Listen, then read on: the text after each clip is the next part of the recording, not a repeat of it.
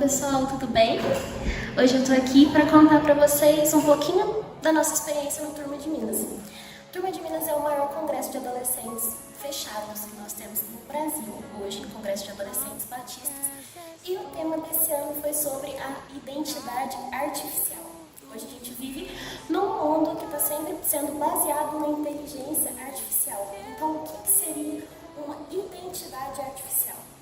Identidade artificial é quando você se baseia em alguém que você não é em si mesmo.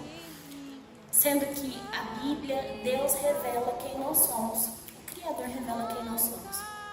E lá nós podemos aprender algumas coisas. No primeiro dia, no culto da manhã, nós tivemos uma palavra que foi dada pelo pastor William Menezes. Ele é pastor de jovens e adolescentes. Ele tem uma metodologia de trabalho com pequenos grupos também, que é bem bacana. E ele trouxe uma palavra repleta de exemplos práticos, que eu acho que falou diretamente com os adolescentes que estavam lá participando. E assim, ele falou durante o culto da manhã sobre nós usarmos os espelhos da nossa vida. Ele deu um exemplo. Como que a gente consegue dirigir um carro sem olhar um retrovisor? E o que seriam esses espelhos que guiariam a nossa vida? Ele usou como base o texto que está lá em Tiago 1, do versículo 22 ao 24, que vai falar: sejam praticantes da palavra, não apenas ouvintes, enganando a vocês mesmos. Aquele que ouve a palavra, mas não a põe em prática, é semelhante a um homem que se vê no espelho, mas depois de olhar para si mesmo, sai e se esquece da sua aparência. E assim, usando como base os espelhos da nossa vida, o que vai nos direcionar? A Bíblia, que é a palavra de Deus, que é aquilo que nós precisamos ter como referência. A oração, que é o nosso relacionamento direto com Deus, onde nós conseguimos nos aprofundar e ter mais conhecimento dele. O testemunho, que é a forma como as pessoas vão ver Cristo através de nós. O nosso exemplo é o que vai falar por nós, no nosso mundo, na nossa rotina, no nosso cotidiano. A santidade, que é o fruto de uma vida com Deus. O chamado, que é onde Deus vai te usar diretamente. E depois ele abordou um pouco também sobre a vida sentimental relacionada aos jovens, como eles podem fazer boas escolhas, como eles podem priorizar os seus relacionamentos e por aí vai. Bom, e durante o culto da noite, também foi o mesmo pregador, né, o pastor Menezes. Ele falou sobre nós termos uma vida avivada. O que seria isso? Ele usou como base um texto que está lá em 2 Crônicas, capítulo 7, do versículo 11 ao versículo 15, que diz assim: quando Salomão acabou de construir o templo do Senhor no Palácio Real, executando bem tudo o que pretendia realizar no templo do Senhor e no seu próprio palácio, o Senhor lhe apareceu de noite e disse: ouvi a sua oração e escolhi este lugar para mim como templo para sacrifícios.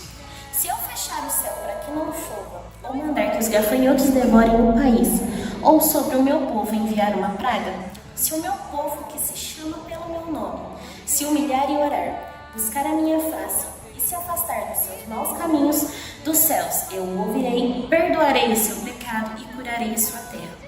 De hoje em diante, os meus olhos estarão abertos e os meus ouvidos atentos às orações feitas nesse lugar. E baseado nesse texto, ele abordou alguns pontos de que hoje nós ouvimos muitas pessoas clamando por um novo avivamento, mas esse avivamento já veio e isso é Cristo em nós. Quem é avivado é parecido com Jesus. E é isso que nós devemos almejar, devemos buscar constantemente. E ele trabalhou com a mensagem em alguns tópicos principais, baseados neste texto de Crônicas. Que nesse texto vai falar sobre pertencimento, né? Lembrando, o tema é sobre identidade. Então, quando você tem uma identidade firmada, você sabe aonde você pertence, né? O nosso maior pertencimento é ser parte do povo de Deus. Isso que Deus tem para nós. E como identidade, que foi o segundo tópico que ele abordou, nós somos filhos amados de Deus. E toda vez que nós somos tentados pelo diabo, ele sempre vem nos lembrar sobre o nosso pecado. Mas Deus sempre nos chama pelo nosso nome, porque Deus confirma em nós a nossa identidade. O terceiro ponto é o quebrantamento. Deus vai falar: se o meu povo se humilhar e orar. A oração é a conexão do nosso coração com o coração de Deus. O quarto ponto que ele abordou foi sobre a intimidade. A nossa intimidade com Deus é o que nós precisamos buscar a cada dia mais. Porque a ausência do novo com Deus é uma ausência de intimidade com Ele.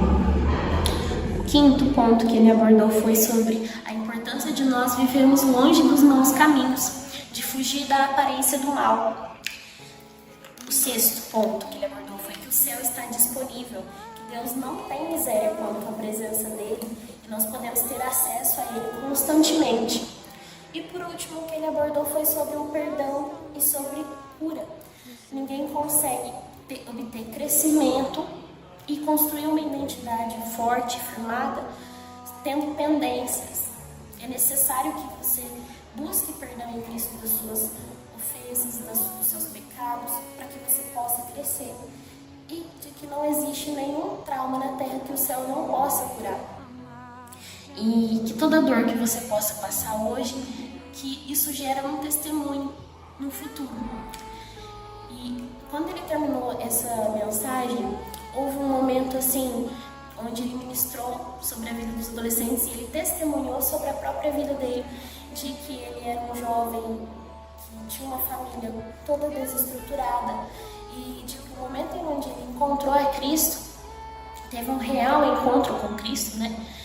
Ele percebeu de que ele podia mudar a identidade que diziam sobre ele, né? Porque quem olhava para ele dizia que ele seria uma pessoa que não teria um futuro, uma pessoa improvável mesmo. Mas ele conseguiu ser alguém melhor em Cristo. Isso foi algo que me chamou bastante a atenção. E no segundo dia, quem foi o preletor foi o pastor Abner Mateus. Ele é pastor na igreja Red e ele também trabalha com adolescentes. A primeira mensagem que ele falou, ele veio abordando muitas questões de crise de identidade.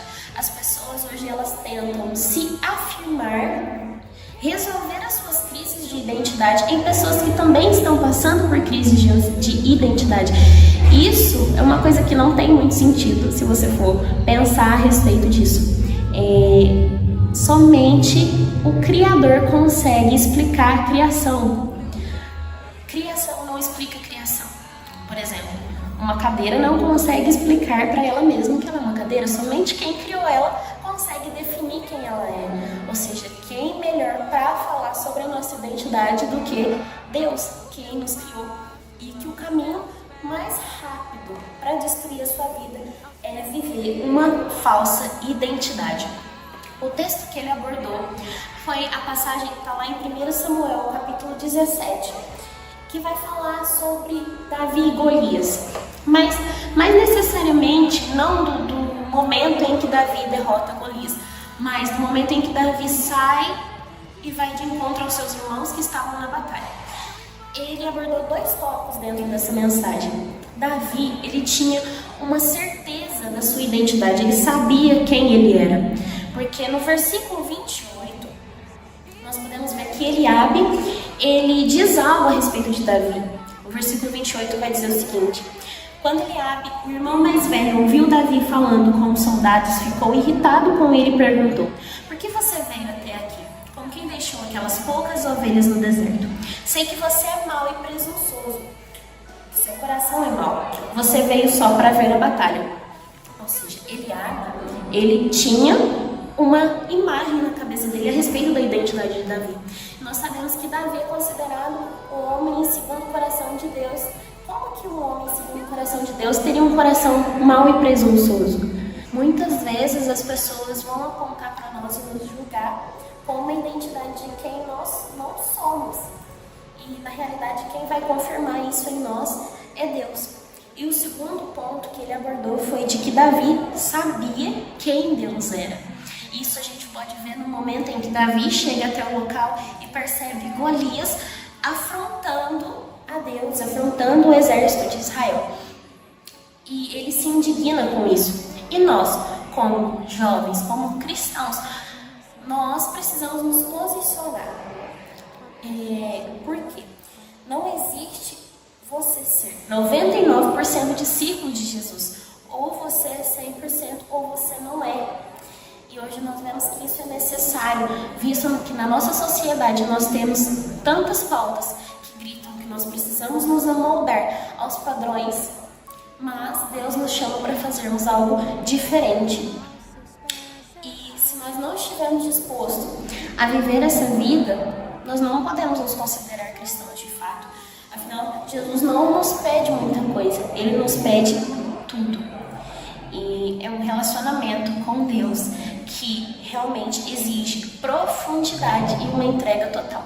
No domingo à noite, quem foi o preletor foi o pastor Abner Mateus também. E ele veio abordar uma palavra a respeito da soberania de Deus, de que Ele criou todas as coisas. Como que ele abordou isso? Ele usou as leis das constantes. Por exemplo, a distância entre a Terra e o Sol, a distância entre a Lua e a Terra, que todas essas coisas elas são regidas perfeitamente. O texto que ele usou como base está lá em Isaías, capítulo 40, versículo 12. Quem mediu as águas na concha da mão? Ou com palmo definiu os limites dos céus?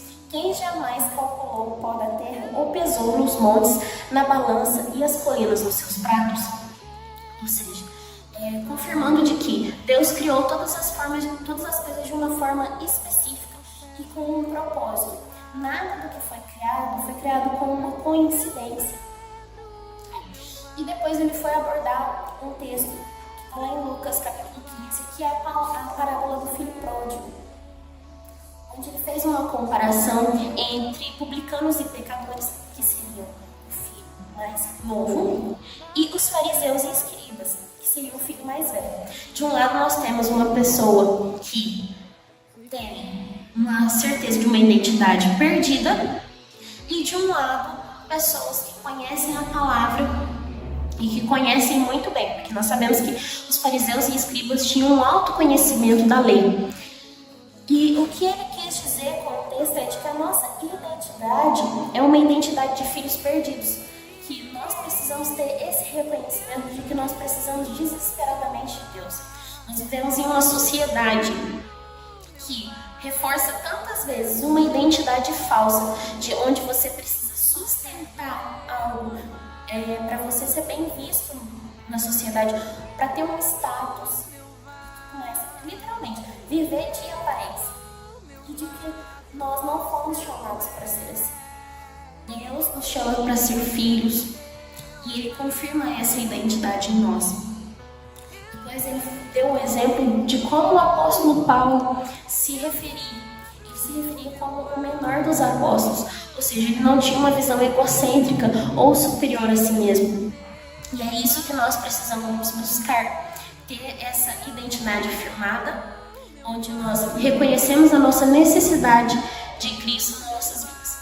E assim, concluindo, todo o evento foi feito de uma forma prática, com uma linguagem excelente para os adolescentes, de uma forma que eles podem absorver a palavra e tudo aquilo que foi ensinado. E nós vivemos grandes coisas naquele dia. Eu tenho certeza que muitas vidas foram tocadas profundamente, transformadas, porque nós vemos tantos adolescentes e jovens perdidos hoje, com tantas incertezas.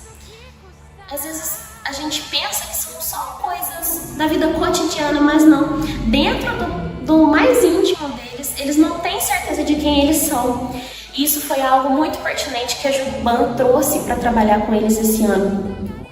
E foi um momento maravilhoso, muito proveitoso, e eu não posso me esperar para estar lá no próximo ano. Quem não foi esse ano, se prepare, porque ano que vem com certeza será muito melhor do que esse ano.